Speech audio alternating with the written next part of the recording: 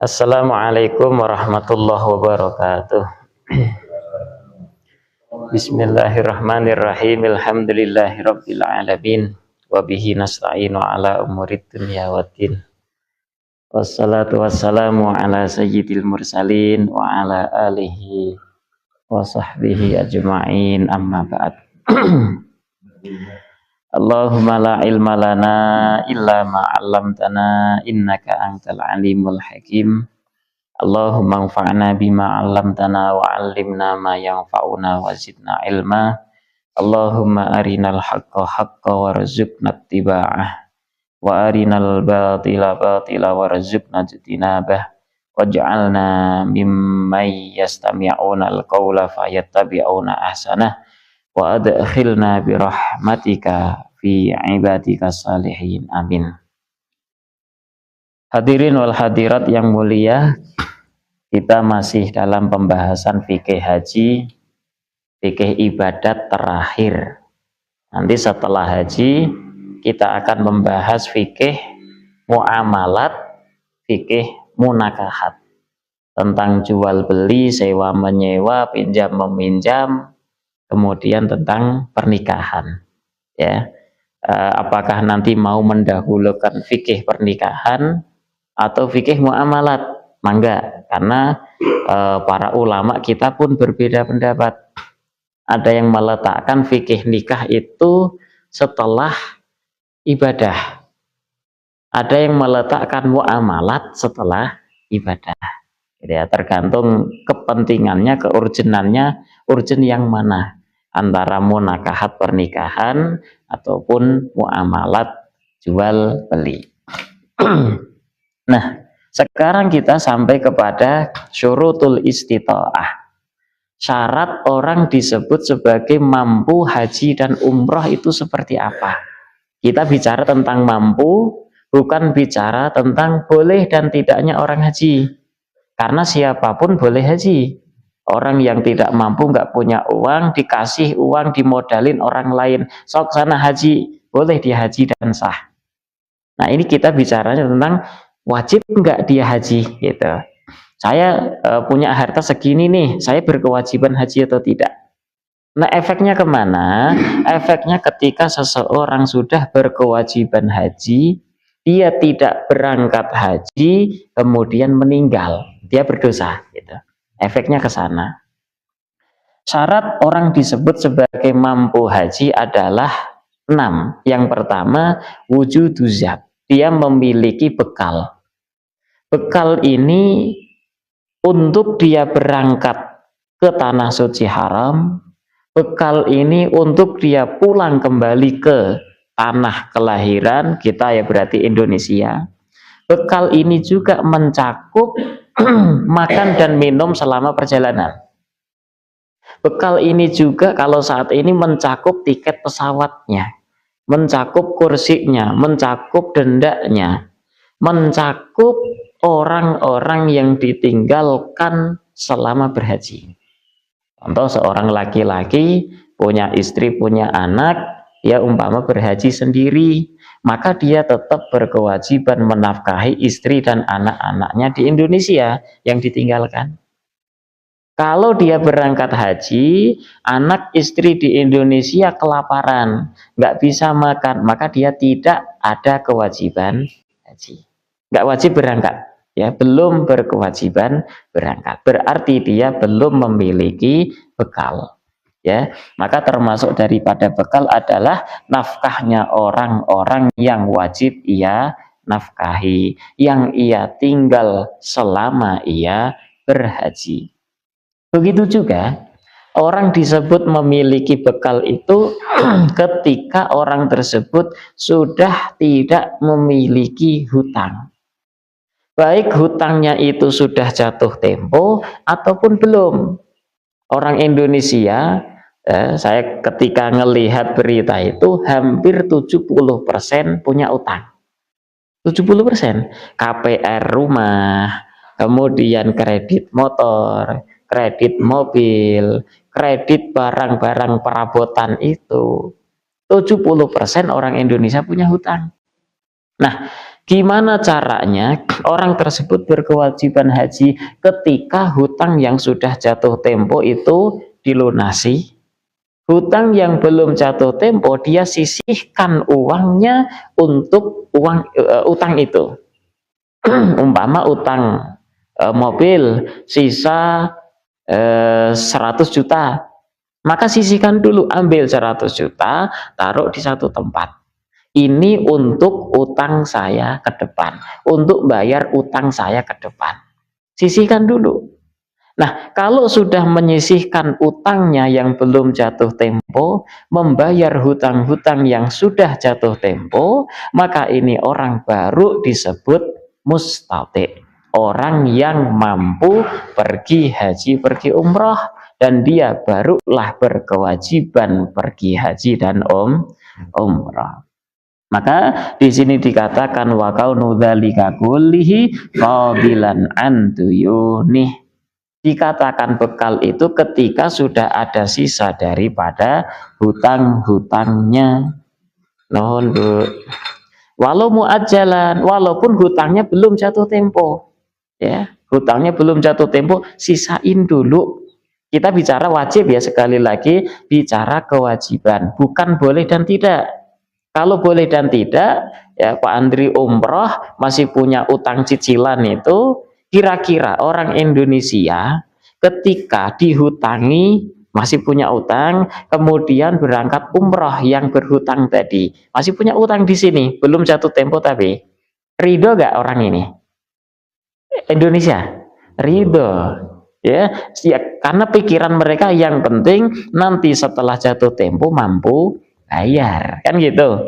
Maka boleh pergi umroh, pergi haji. Cuman hitungan wajib dan tidak belum wajib.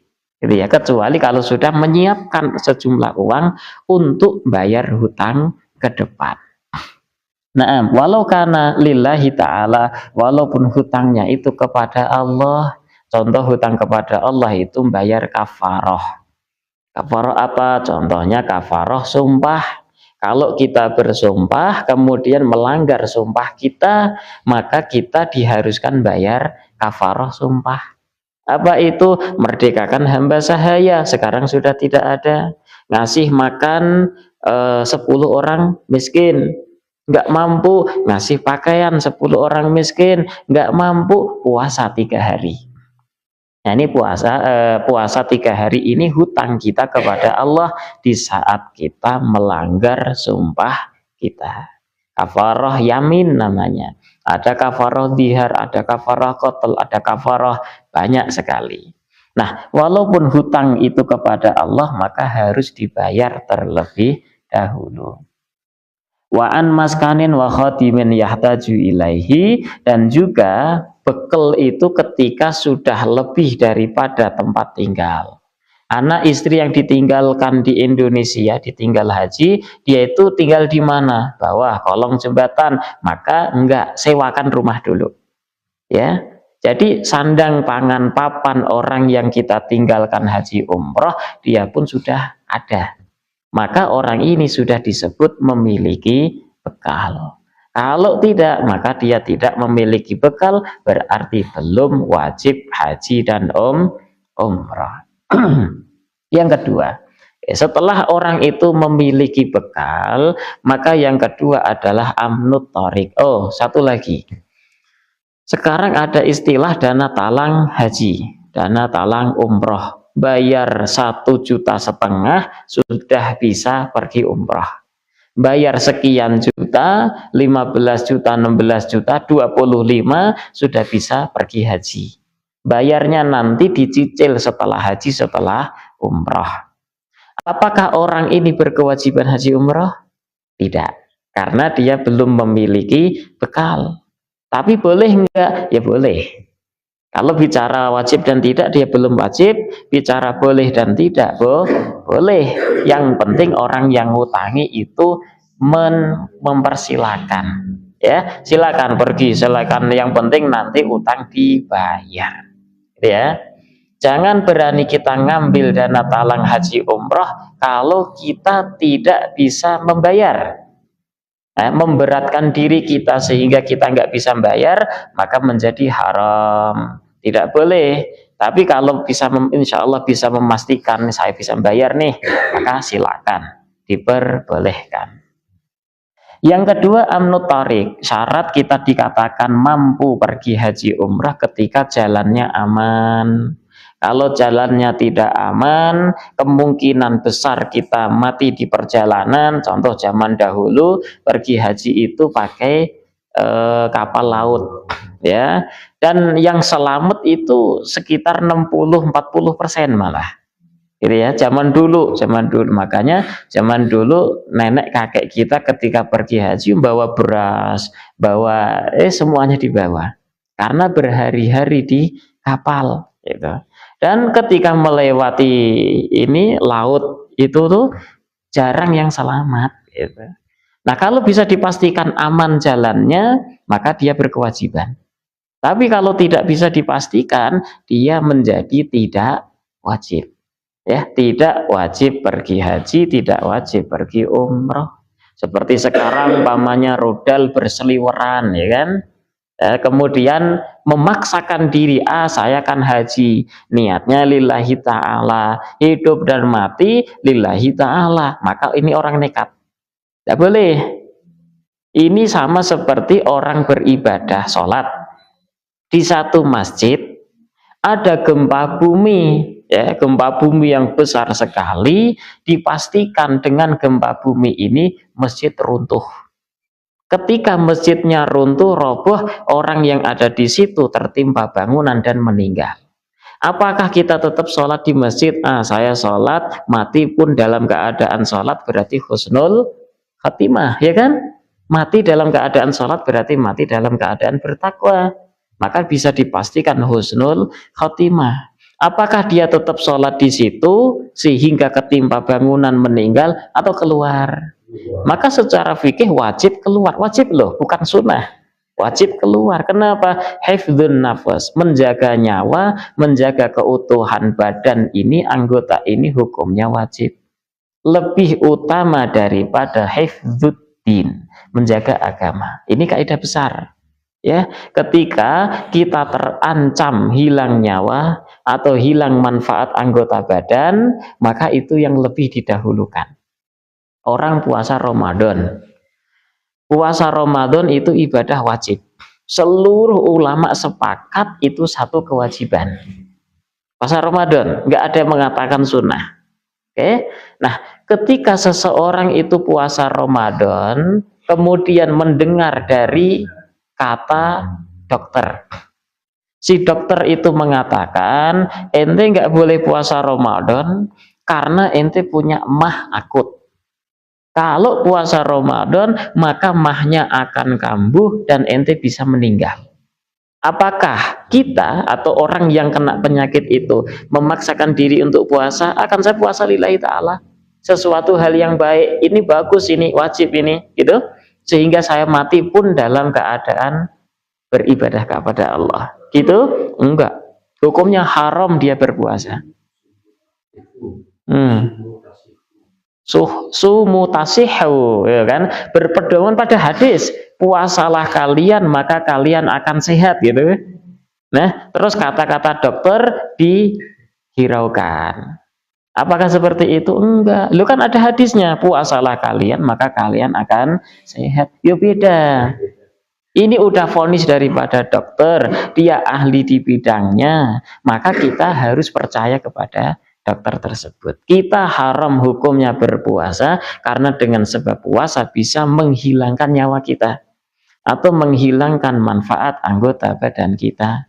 Maka selama di jalan untuk berhaji ini tidak aman, kita tidak boleh nekat berangkat. Gitu ya. Kemarin corona, ya. Corona itu kata dokter ahli, ya, kata dokter ahli, ini terlepas daripada corona itu apakah betul penyakit atau cuma konspirasi saja. Terlepas dari itu, ya. Corona kemarin kata dokter ahli, virus ini bisa menyebar lewat mulut, lewat hidung. Kalau kita tidak jaga jarak, maka virus akan masuk, menular, kan gitu. Akhirnya sholat pun kita jaga jarak minimal 1 meter ya. Minimal 1 meter. Akhirnya sholat itu dijaga jarak 1 meter. Orang-orang yang dia itu imannya kuat, loh kan kata Rasul, sholat itu nggak boleh ada jaraknya. Kalau sampai ada jaraknya maka ditempati syaiton, hilang pahala sholat berjamaah. Akhirnya mereka tetap rapat sholatnya. Apakah seperti itu atau bagaimana? Maka tinjauan fikih selama ada dokter muslim yang ahli di dalamnya, maka kita harus percaya omongannya. Kita harus pegang omongannya, yaitu sholatnya wajib malah jaga jarak. Ya, hukumnya wajib apa? Jaga jarak. Karena apa? Demi keamanan badan kita. Kalau kita nggak gitu, akhirnya kena virus corona, kemudian meninggal, atau sakit saja udah menjadi elat atau alasan. Makanya kita berkewajiban sholat jaga jarak. Dan masih banyak lagi contoh-contoh lainnya. Nah, yang ketiga, wujudul ma'i wazadi fil mawadi al-mu'tadah. Termasuk orang disebut sebagai mampu haji umrah ketika di perjalanannya itu ada pasokan makanan dan minuman.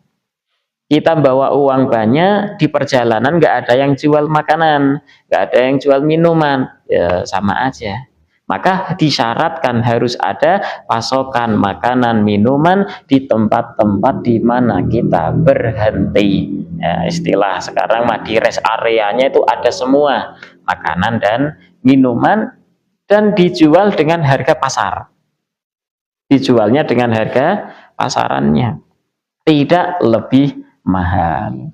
Yang keempat, an yasbuta alal marko bila dororin syadid. Orang tersebut bisa naik kendaraan dengan tanpa keberatan, tanpa rasa sakit, artinya nyaman di kendaraannya, gitu ya. Maka ketika orang memaksakan diri nyepeda ontel dari Indonesia ke Makkah, dia tidak wajib haji. Walaupun bisa jalan kaki bisa gitu. Walaupun harus nunggu beberapa bulan, tapi dia tidak berkewajiban haji. Boleh tidak? Boleh, tapi tidak wajib. Dia disebutnya ya naik kendaraan lain. Naik kendaraan lain yang memungkinkan dia sampai ke sana tanpa adanya masyakoh, keberatan. Naik onta. Terus yang kelima, imkanus sair, dia mampu berjalan untuk melakukan manasik. Dari masuk ke tanah suci haram, dia berihram, kemudian sampai ke Masjidil Haram, dia tawaf kudum, kemudian nanti dilanjut dengan Arafah, kalau haji ya, ke tanah Arafah, kemudian di Mina, Muzdalifah. Ini mampu dia berjalan ke sana kemari. Kalau dia tidak mampu, contohnya orang yang lumpuh, uangnya banyak, maka dia tidak berkewajiban haji untuk dirinya sendiri atau menggunakan diri sendiri. Nanti bisa dihajikan badal, ya. Dan yang keenam, wujudu markubin, adanya kendaraan yang layak dinaiki. Lah sekarang ke tanah suci haram makainya mobil Avanza, mungkin atau tidak? Mungkin sampai, cuma layak atau tidak? Ya enggak, dari sini ke tanah suci haram enggak layak pakai mobil Avanza.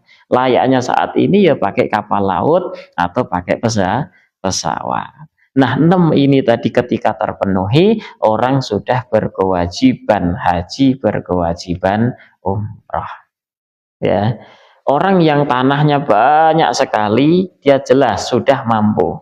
Punya utang di tanah itu dipakai bayar utang kan udah bisa. Masih ada tanah yang lain gitu ya, maka dia sudah berkewajiban haji dan umrah.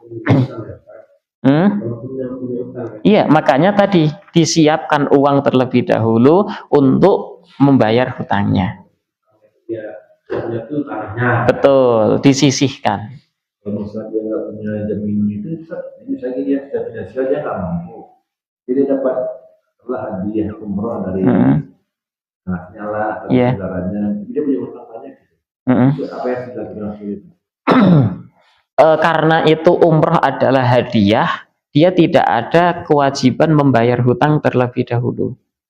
Kan yang dikasih umrohnya, tiketnya, bukan uang. Kalau dikasih pilihan, ini ada uang 100 juta, ente mau pakai umroh berdua atau bayar hutang.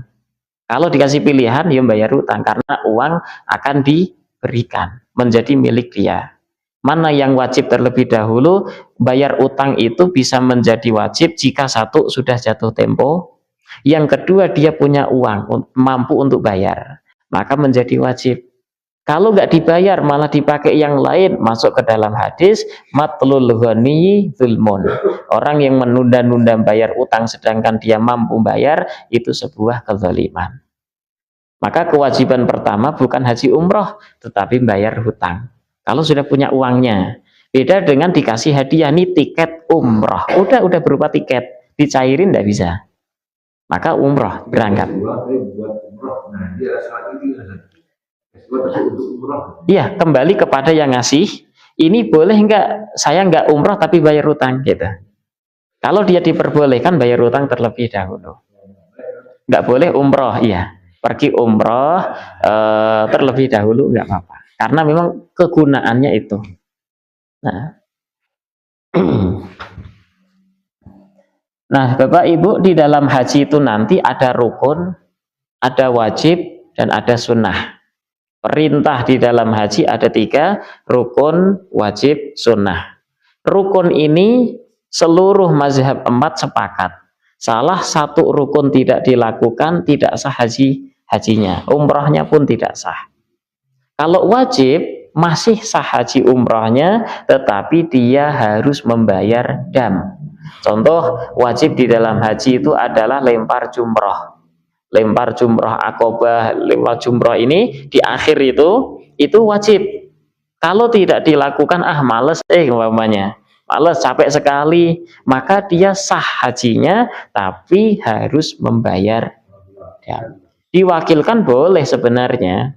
Ya, diwakilkan ke orang lain, lemparkan untuk saya, boleh, ya. Di antara kewajiban lagi haji umrah itu ada tawaf wada, tawaf perpisahan, itu wajib. Kalau orang meninggalkan tanah suci haram, dia tidak tawaf wada, maka sah haji umrahnya, tetapi harus membayar dam. Kecuali wanita yang haid, yang nifas, dia tidak ada kewajiban untuk tawaf wada, langsung ninggalin tanah suci haram, tidak terkena dam. Dan ada kesunahan-kesunahan, nah ini nanti insya Allah ada banyak kesunahan, lebih baik dilakukan sebagai penyempurna pahala haji dan umrah. Nah, di dalam sholat, tadi haji umrah ada rukun, wajib, dan sunnah. Kalau di dalam sholat, itu ada rukun, ada sunnah ab'ad, ada sunnah hayat. Ya, karena selain haji umroh itu wajib dan rukun satu kesatuan. Kalau di haji umroh, rukun dengan wajib 2 hal yang berbeda. Gitu ya, bedanya di sana. Maka di dalam sholat itu adanya rukun, kemudian sunnah ab'ad, dan sunnah hayat. Rukun di dalam sholat kalau nggak dilakukan sengaja atau tanpa sengaja, sholatnya tidak sah, harus diulang lagi. Contoh orang sholat isya cuma 3 rakaat gitu. Kemudian dikasih tahu sama 3 rakaat salam sama temennya, ente tadi sholat isya 3 rakaat salam. Masa iya, lihat CCTV, oh bener cuma 3 rakaat. Ngapain? Ulang lagi sholatnya. Ya, karena tidak sah meninggalkan rukun. Yang kedua, ketika meninggalkan sunnah ab'ad, contohnya sunnah ab'ad itu tahiyat awal. Tahiyat awal, tasyahud awal dalam sholat isya, itu hukumnya sunnah, dan sunnahnya sunnah ab'ad. Kalau Bapak Ibu sholat isya dengan sengaja tidak mau tahiyat awal, sah tidak sholatnya? Sah toh? Sah. Tahiyat awal hukumnya sunnah ab'ad. Oke, dengan sengaja aku sholat isya nggak mau tahiyat awal, langsung berdiri rakaat ketiga, boleh tidak? Ya boleh, sah sholatnya sah, tapi sunnah mengganti dengan sujud sahwi. Sunnah itu pun kalau saya nggak mau sujud sahwi nggak masalah, sholatnya sah gitu. Doa kunut dalam sholat subuh menurut madhab Hanafi, menurut madhab Syafi'i itu sunnah abad. Maliki Hambali nggak ada doa kunut, ya. Hambali, Syafi'i dan Hanafi mengatakan sunnah abad. Ya, sunnah abad. Kalau sengaja nggak mau doa kunut, sholat subuhnya sah tidak? Ya sah. Imamnya nggak doa kunut, makmumnya yang madhab Syafi'i pun ikut tidak doa kunut karena ngikuti imam toh. Apakah si madhab Syafi'i tadi batal sholat subuhnya? Enggak, gitu. Tetapi sunnah bagi dia untuk sujud sahwi. Mau sujud sahwi malu yang lain nggak pada sujud sahwi, masuk saya sendirian sujud sahwi, akhirnya pun tidak sujud sahwi. Sah nggak salatnya? Sah, karena itu adalah sunnah abad. Dan satu lagi ada sunnah hayat, yaitu ngangkat kedua tangan.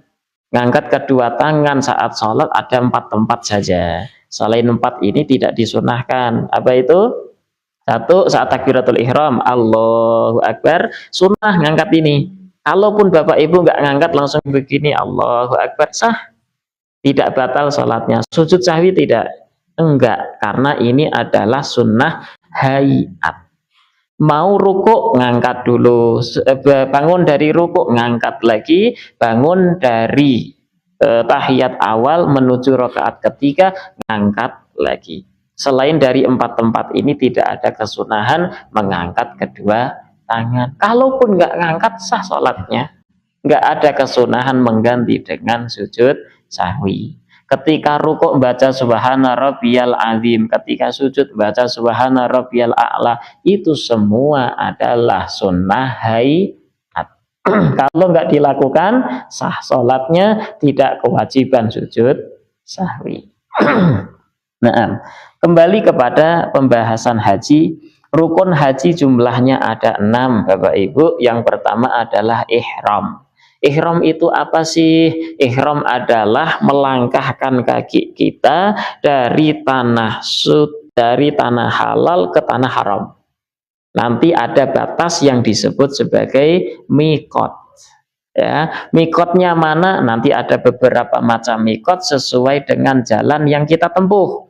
Ya, mikotnya Yalamlam, mikotnya nanti Dzulhulaifah, mikotnya nanti ada kalau kita Indonesia Birali, ya kan, Abyar Ali. Lah, yang kayak gini nanti melangkahkan kaki dari tanah halal ke tanah haram itu namanya ihram.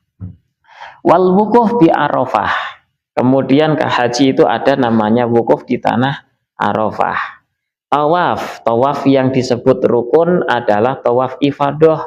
Tawaf itu ada 3 macam. Ada tawaf ifadah, yaitu tawaf rukun, harus dilakukan. Ada tawaf kudum, hukumnya sunnah, kita datang ke tanah suci haram, tawaf dulu. Itu namanya tawaf kudum. Tahiyatul masjidnya Masjidil Haram. Kalau kita ke selain Masjidil Haram, masuk masjid, sunnahnya sholat tahiyat masjid 2 rakaat. Tapi kalau Masjidil Haram, tahiyatul masjidnya bukan sholat, tetapi tawaf. Namanya tawaf kudum. Itu pun sunnah. Kalau nggak mau, nggak masalah. Dan yang ketiga, ada tawaf wada, tawaf perpisahan. Menurut madhab Syafi'i yang paling unggul, bahwa tawaf wada ini hukumnya wajib. Ya, bukan sunnah. Dan ada sa'i. Sa'i itu apa? Lari-lari kecil antara Safa Marwa. Al-halqu awit taksir, kemudian potong rambut disebut sebagai tahallul. Dalam haji umrah ada istilah tahallul awal, ada istilah tahallul tsani. Tahallul pertama, tahallul kedua. Wat tartib kemudian berurutan di kebanyakan atau mayoritas rukunnya. Nanti ada syarat, sa'i itu harus terletak setelah tawaf. Ya, sa'i itu harus terletak setelah ihram. Tawaf itu harus terletak setelah ihram. Nggak boleh ihramnya nanti tapi dia sa'i dulu, itu nggak boleh. Itu nanti insya Allah akan dijelaskan. Wa afdalu arkanil hajj al-wuquf bi Arafah. Rukun haji yang paling utama itu adalah wukuf di tanah Arafah. Karena sabda Rasul Shallallahu Alaihi Wasallam, al-hajju Arafah. Haji intinya adalah Arafah. Maka kalau kita hajian nggak bisa masuk ke tanah Arafah, hajinya tidak sah. Rukun yang pertama dalam haji adalah ihram. Ihram itu adalah niat masuk kita dari tanah halal ke tanah haram. Maka Bapak Ibu ketika sudah punya niatan untuk haji, untuk umrah, masuk ke tanah suci haram harus berniat ihram. Ini satu keharusan. Kalau Bapak Ibu masuk ke tanah haram berpakaian biasa laki-laki, nggak ada niatan ihram, maka kena dam. Kalau Bapak Ibu nanti niat ihramnya dari hotel, dari dalam tanah suci haram, ya harus gimana? Balik lagi ke mikot. Ya, dosa loh. Hukumnya haram, kita kena dosa ketika ada orang niat haji, niat umroh, masuk tanah suci haram tetapi tidak berniat ihram. Nah, kalau nggak ada niat, nggak ada kewajiban. Kewajiban niat ihram bagi orang yang sudah ada niatan, pengen haji, pengen umroh gitu. Nah, kemarin-kemarin itu kan banyak haji backpacker. Mereka itu masuk ke tanah suci haram nggak berpakaian ihram karena kan ketangkep gitu. Akhirnya pakaian biasa seperti orang biasa gitu. Bisa masuk ngelewati tanah suci haram, kemudian mereka ihram dari dalam itu, dari tanah haram. Maka dia wajib membayar dam. Dia kena haram hukum dosa, kemudian harus bayar dam. Karena dia nggak bisa kembali lagi ke mikot. Kalau kembali ke mikot akan diperiksa dia. Gitu. Maka dia harus bayar dam. Nah, wa aujuh ada inusukaini talatah wa ba'duhum zada itnaini fatakun khamsah. Haji Bapak Ibu ada 3 cara. Ada namanya haji ifrad, ada haji tamattu, dan ada haji kiron. Haji ifrad itu adalah taqdimul hajj alal umrati, mendahulukan haji daripada umrah. Dia sampai ke tanah suci haram langsung niat ihram haji. Nah, ihram haji itu mulai dari kapan toh? 3 bulan. Namanya mikot zamani. Mikot ada 2, ada mikot zamani, mikot makani. Mikot zamani itu masa atau bulan-bulan haji. Bulan-bulan haji itu ada 3, yaitu bulan Syawal, Dzulqa'dah, dan 10 hari pertama dari bulan Dzulhijjah. Bapak Ibu sampai ke tanah suci haram di bulan Syawal sudah boleh ihram haji. Ya, aku niat ihram haji dari sekarang, dari bulan Syawal itu sudah diperbolehkan. Sekarang kita Dzulqa'dah, kita ke sono langsung niat ihram haji, boleh tidak? Boleh. Nah, haji ifrad yang paling baik dalam mazhab Syafi'i, yang paling afdal dalam mazhab Syafi'i, cuma berat Bapak Ibu niat ihram haji dari awal Syawal sampai Dzulhijjah. Loh, itu berpakaian ihram terus loh. Berarti mandi nggak pakai sabun? Enggak. Nggak pakai sampo? Enggak. Nggak pakai wewangian. Laki-laki pakaiannya ihram terus. Nggak boleh pakaian gini, nggak boleh. Tapi kan pahalanya besar gitu. Pahalanya paling besar. Tidur pakai ihram. Nggak boleh melakukan keharaman ihram. Cukur rambut, cukur kumis nggak boleh. Potong kuku tidak boleh. Bunuh binatang hukumnya, kalau bunuh binatang sih sebenarnya mau dalam keadaan ihram ataupun tidak nggak boleh di tanah haram ya. Nanti ada pengkhususan orang yang ihram gitu. Nanti pun ada penjelasan. Ini orang awam banyak yang salah paham. Kalau digigit nyamuk nggak boleh dipukul, dimatiin nyamuknya boleh katanya. Nggak boleh bunuh binatang. Enggak gitu. Ya, nggak seperti itu. Nanti ada syaratnya. Yang disebut nggak boleh bunuh binatang itu kayak apa sih? Ada 3 kriteria binatang itu. Nggak semua nyamuk terus digigit dibiarin atau cuma diusir. Sayang, pukul aja. Digigit semut langsung diusir semutnya, enggak, boleh dibunuh gitu. Jadi tidak semua binatang tidak boleh dibunuh. Ngelihat ular kalajengking membahayakan kita dibunuh enggak? Bunuh gitu. Gitu ya, nanti ada 3 kriteria. Kembali ke haji ifrad. Haji ifrad itu adalah haji yang paling afdol dalam mazhab Syafi'i. Karena apa? Berat daripada yang lain. Gitu ya. Karena ihram dari Syawal, dari Dzulqa'dah, dia harus ihram sampai tahallul awal nanti. Gitu ya, sampai Dzulhijjah. Haji ifrad mendahulukan ibadah haji, setelah ibadah haji kemudian dia umroh. Itu namanya haji ifrad. Kalau menunggu pelaksanaan haji itu nggak menyesal. Kenapa? Haji ifrad itu sama menunggu tanggal 8 9 itu dia ngapain? Yang penting dalam keadaan ihram, dia mau tawaf, mau perbanyak zikir apa atau apa, terserah. Enggak umrah. Iya. Tawaf aja. Tawaf tersendiri kan ibadah, Pak. Jadi tawaf tersendiri itu ibadah sebanyak-banyaknya. Apakah tawaf itu harus umroh? Tidak.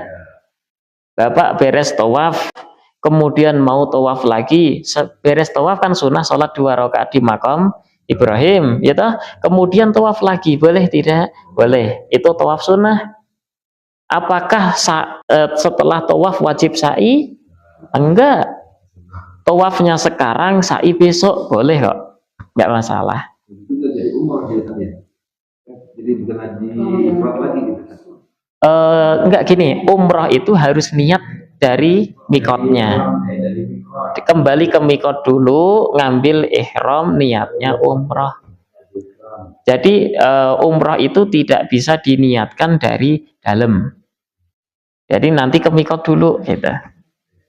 Kecuali kalau orang asli tanah suci haram, orang yang tinggal di sana, maka boleh dia niat ihram umroh haji dari rumahnya. Nggak harus ke mikot. Tidak melakukan umrah sebelum haji gitu. Enggak. Jadi dia cuma tawaf. Betul, hanya tawaf saja. Betul. Hanya tawaf saja terus sampai dia nunggu tanggal 9, dia wukuf, dia kemudian kelempar jumroh, dia tawaf, kemudian tahallul awal gitu. Nanti terus sampai lempar jumroh tanggal 11, 12, 13, baru kemudian tahallul sani, beres itu dia umroh. Nah, itu disebut haji ifrad. Secara ringkas, haji ifrad itu mendahulukan haji daripada umroh. Itu.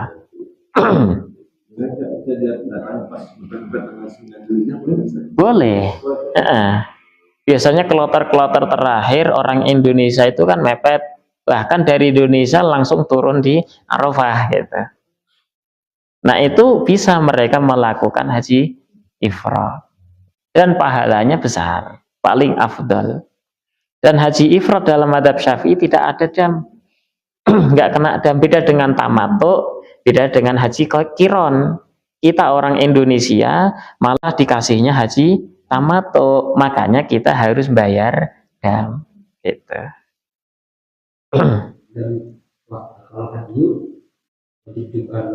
Al-hadiyu itu bukan wajib. Hadiyu itu kata lain daripada nyembelih kurban. Kata lain dari nyembelih kurban, kurban itu hukumnya sunnah. Maka kalau kita mau nyembelih hadiyu, silahkan. Tapi kalau kita terkena dam, ya dam dulu yang diprioritaskan. Jangan sampai kita hadiyu sunnah, tetapi damnya nggak kebayar.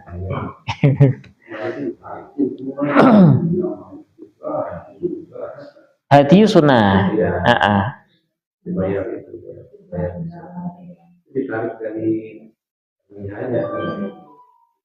Dari Indonesia. Oh gitu?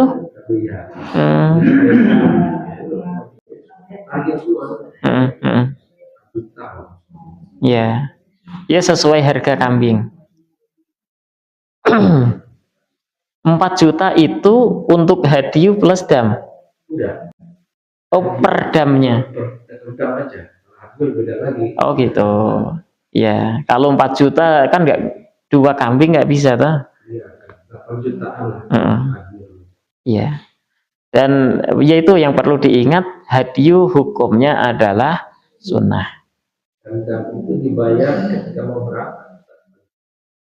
Ketika mau kita sudah dimintain terbaik kita nggak ada mungkin tidak ada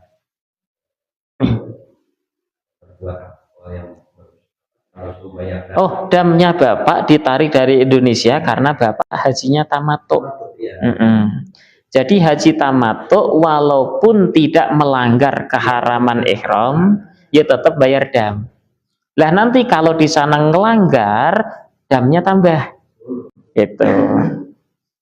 Ya mungkin yang ditarik adalah dam tamattunya. Nah. Maka haji tamattu itu apa tuh? Haji tamattu itu adalah mengedepankan umroh daripada haji. Maka Bapak Ibu ketika haji tamattu dari Indonesia itu mesti di sana disuruh ngapain? Umroh dulu.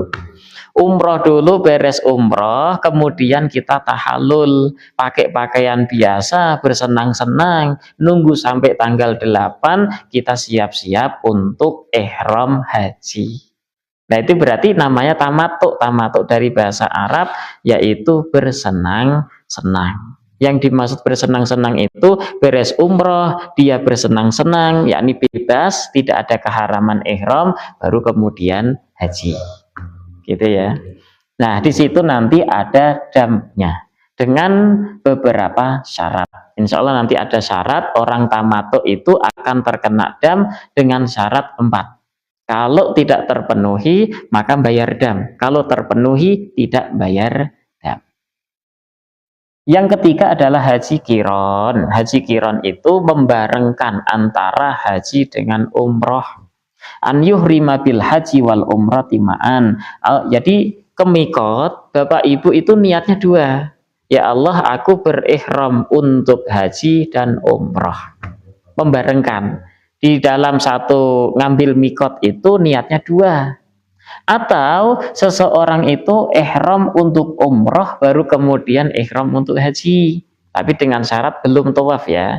Awal dia di mikot ngambil ihram umroh niatnya. Jalan tuh menuju Masjidil Haram untuk tawaf. Sebelum tawaf dimikir-mikir lagi. Ah kayaknya sekalian aja deh saya ihram untuk haji. Terus diniatkan, ya Allah aku ihram ini untuk haji juga.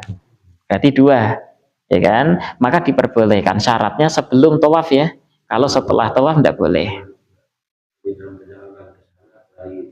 Niat. Iya. Nah, ini haji qiron itu pun terkena dam dengan 2 syarat ya. Kalau tidak terpenuhi maka harus membayar dam, tapi kalau syarat itu terpenuhi tidak ada kewajiban membayar dam. Tidak, sunnah. Melafatkan niat hukumnya sunnah.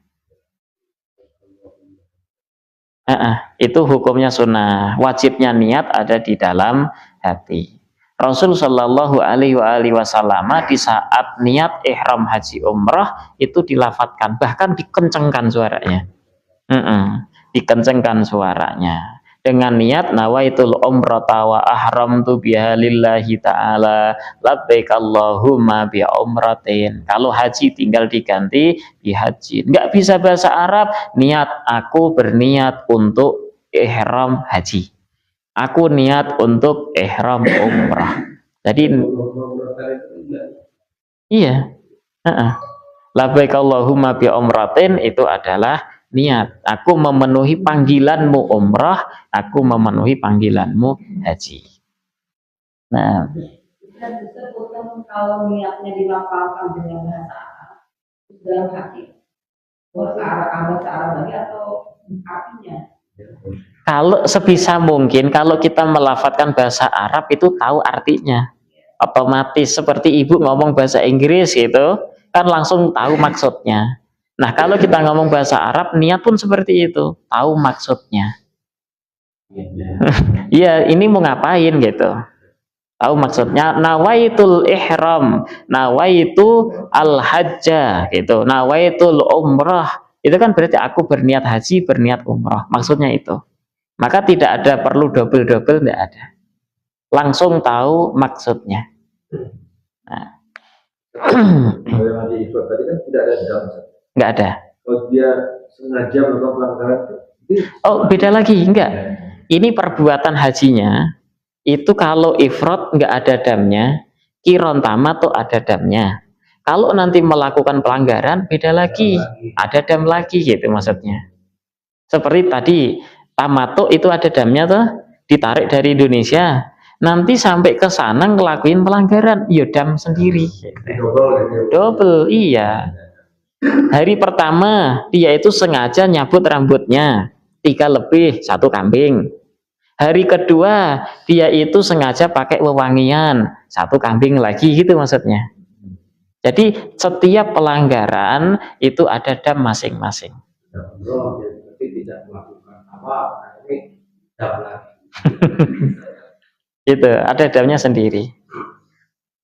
Nah makanya tadi Pak Junet mengatakan kalau tidak melakukan pelanggaran tetap bayar dam atau tidak?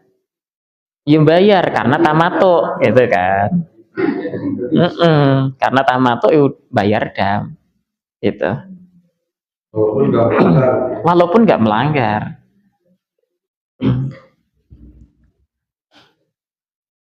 Masalah niat bisa dengan menggunakan bahasa Indonesia ya, atau bahasa yang kita paham. Pembahasan haji apa namanya pelan-pelan ya, pelan-pelan. Apalagi yang belum haji umrah itu nggak kegambar dia, gimana sih, apa sih gitu. Kalau udah haji umrah udah ke sana itu udah langsung kebuka ya. Seperti orang yang sering melakukan sesuatu hal kemudian baru tahu ilmunya. Dia tuh lebih bisa mendalami. Gitu. Allahu a'lam. Insyaallah ke depan kita akan mengkaji masih di bab haji, kesunahan ihram. Apa saja kesunahannya.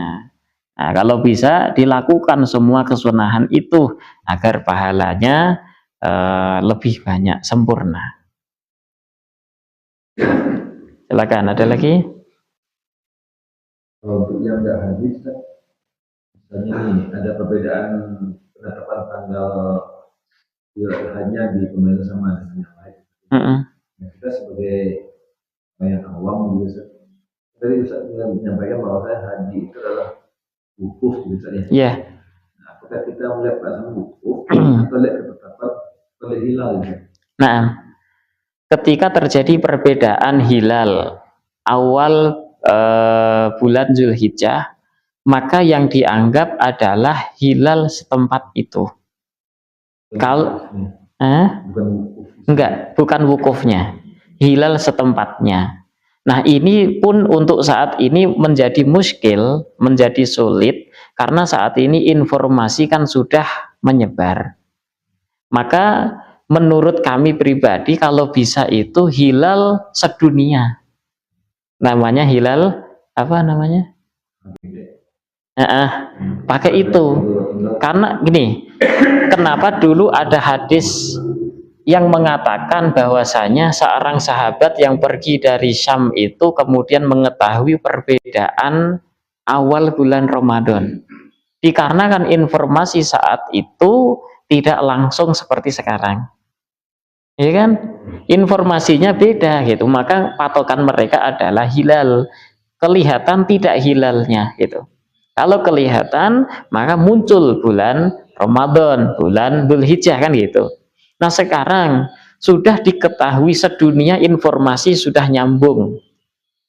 Di barat udah kelihatan hilalnya, maka di timur harusnya tahu hilal sudah muncul. Ya, di Indonesia sendiri harusnya pemerintah pun menyatukan antara Muhammadiyah, karena Muhammadiyah yang sering berbeda dengan pemerintah. Ayo disatuin tuh. Itu udah satu saja, tidak usah ada perbedaan masalah hilal gitu. Harusnya untuk saat ini karena informasi udah cepet banget. Programnya sekarang begini sih, banyak kan kalau lihat film itu banyak proyek. Masalahnya apa? Jadwal sholat aja kan tunggu untuk misalnya bulan depannya udah diketahui, masa yang gitu aja. Ya. Nah itu banyak. Ya kalau yang kayak gitu mah, insya Allah bisa dimusyawarahkan kalau mau gitu. Bisa sebenarnya. Bulan aja tahun depan. Iya sebenarnya bisa. Lah menyikapi hadis Rasul sumu li ru'yatihi wa aftiru li ru'yatihi itu bisa ditakwil juga. Puasalah kalian karena ngelihat hilal. Melihat itu apakah harus dengan mata? Bisa dengan pikiran, dengan menghitung dan sebagainya. Dengan alat bisa itu. Maka bisa ditakwil yang kayak itu. Wa aftiru dan berbukalah artinya masuk 1 Syawal itu pun dengan melihat hilal. Dengan cara bagaimana? Apakah harus mata? Kan enggak, bisa ditakwil. Allahu a'lam lebih maslahat kalau memang disatukan dunia. Itu lebih. Jadi tidak ada lagi perbedaan masalah hilal. Sampai membunuh, sampai ada tahun kemarin ada yang membunuh warga Muhammadiyah katanya. Oh gitu? Ada yang orang British Nggak tahu saya. anak buahnya Thomas Jamaluddin. Jadi karena Muhammadiyah dia menganggap kayak mengacau gitu, jadi kita bunuh aja warga Muhammadiyah. Ya, posibilitas kan. Ya itu demi kemaslahatan, ayo disatukan. Indonesia, dunia satuin. Nah, tapi kalau umpama toh masih terjadi perbedaan, kita berpegang kepada hilal setempat. Ya, dalam madhab Syafi'i ada namanya ikhtilaful matolek, berbeda matlak. Matlak itu tempat munculnya matahari. Karena berbeda ya sudah ikuti hilal setempat. Tapi itu usul saya sebisa mungkin ya langsung dunia. Jadi nggak ada lagi perbedaan. Teknologi udah modern. Ya, nggak bisa. Ya, Pemerintah. Bukan hanya proyek, ya di sininya. Iya. Mereka tuh nggak mau disatukan. Ya, pokoknya hadisnya itu secara tekstual dimaknainya, bukan kontekstual. Tidak mau disatukan. Ya, supaya ada cerita mungkin, Pak. Supaya ada cerita. Ya, tapi gitu kan. Nah, makanya doa Nabi kan nggak dikabulkan. Ya, insya Allah bisa, insya Allah. Bisa. Mereka tidak mau disatukan karena Ya, bisa kita satukan lewat majelis-majelis seperti ini. Gitu. Jadi ada seorang kiai, seorang ustadz yang dia itu ngasih komando, nanti nyebar banyak menyatu gitu. Ya gitu saja. Kalau saya positif tingginya seperti itu. Itu. Kalau saya langsung masuk jadi DPR, mungkin ya malah ikut mereka gitu. Ya, mending dari kecil-kecil kayak gini gitu. Kalau istilah itu haji pulang itu kan orang tuh punya gelar haji. Itu hanya karena pemerintahan Belanda saat ini, pemerintahan orang-orang itu. Saya pernah dengarnya cerita seperti itu. Haji itu hanya sebagai gelar untuk nitik itu apa sih? Nandain. Menandai. Oh dia itu udah dari Saudi, dia punya pemahaman baru yang orang Indonesia nggak bisa paham atau tidak memaham. Nah itu ditandain gitu. Dengar cerita seperti itu, belum pernah membaca secara langsung. Allahu a'lam di Indonesia itu banyak sesuatu yang tidak ada di sana, di luar selain Indonesia. Gelar haji hanya ada di Indonesia. Di Yaman sendiri nggak ada istilah namanya hajj fulan, itu nggak ada. Nggak ada. Cuma yaitu gelar-gelar aja.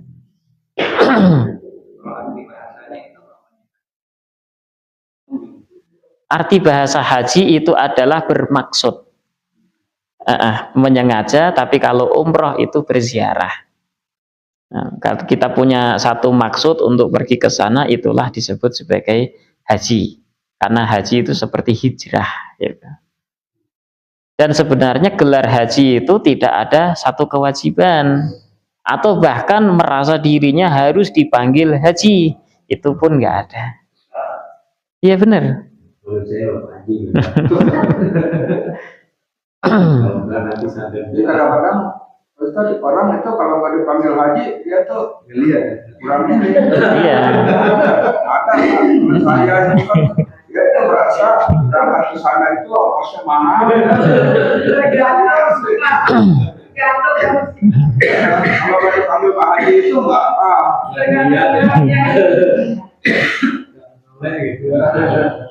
Jangan, nggak boleh seperti itu. Kalau itu kan mau nanya derajat hadis, barang siapa yang tidak meninggalkan 40 hari ya tidak meninggalkan dia bersama imam dari waktu yang terhindar dari sifat Munafik dan dipastikan iman. itu derajat hadisnya Derajat haji sahih.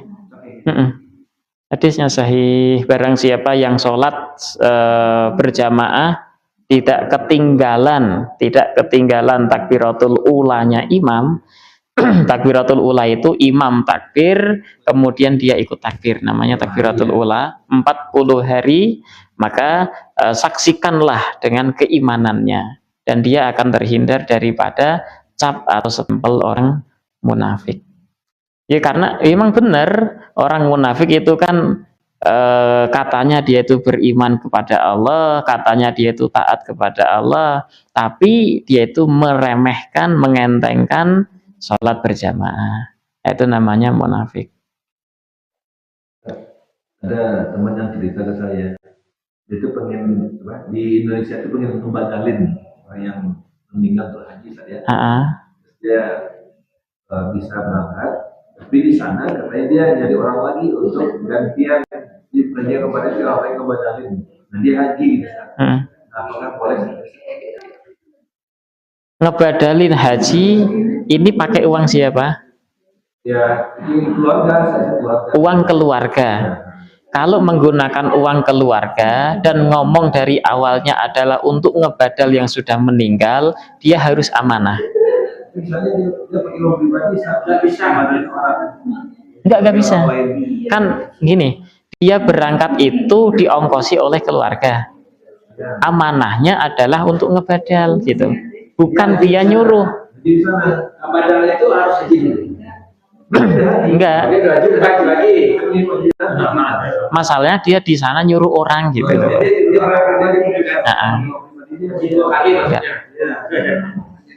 Mangga. Atur nuhun.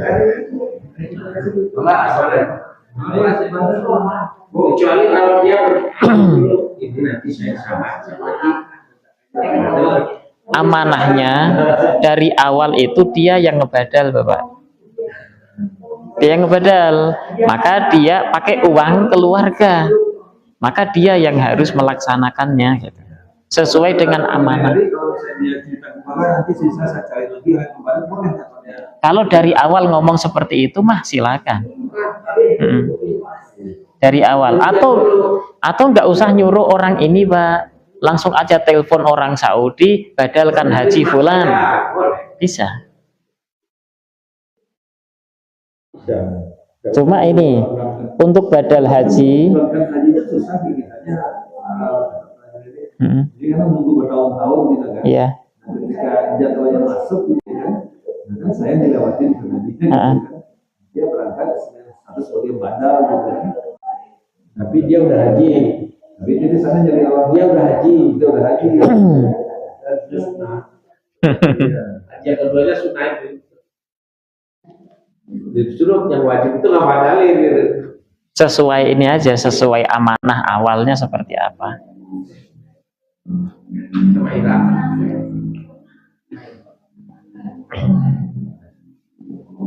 Cukup Bapak Ibu? Alhamdulillah.